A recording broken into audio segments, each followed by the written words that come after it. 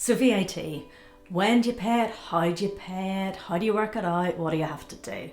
Well, since the April 2017, when HMRC introduced Making Tax Digital, VAT registered businesses that were trading over the VAT threshold of £85,000 per annum had to keep records digitally. Now from this year, and in fact I'm recording this on the 1st of April 2022, and from today that applies to all businesses that are VAT registered. Doesn't matter what your turnover is, you must keep records digitally. Now, you can pay VAT annually as long as you turn over less than 1.35 million, but most businesses pay VAT quarterly. There are some businesses who like to pay their VAT monthly, but that tends to be because they may be involved in the construction industry, so there's VAT reverse charge to consider. That's a whole different topic for some time else. Let's just look at the regular quarterly cycle. So whenever you register for VAT, HMRC will determine what your VAT quarters are. And we strongly recommend that regardless of what VAT quarters you get or are given, that you try to make these coterminous with your year end, because that will just make the process easier as your accounting needs to be done for VAT and year end processes.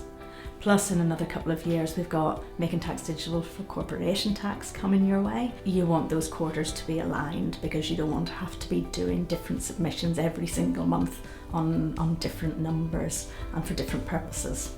So, back to the quarterly cycle for VAT. I told you it's more complex than you'd like to think, but if your VAT quarters, for example, are January, February, March, April, May, June, July, August, September, and October, November, December, so aligned with the calendar year for ease.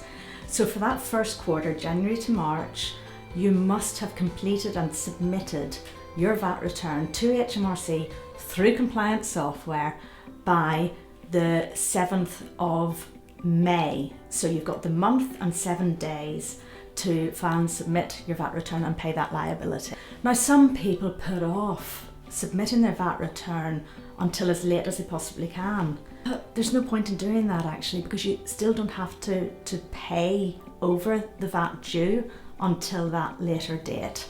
You can submit early and still pay later. We'd also recommend that as long as you are pretty cash positive, generally speaking, that you do set up to have your VAT paid by direct debit for two reasons. One, it's one less thing for you to think about.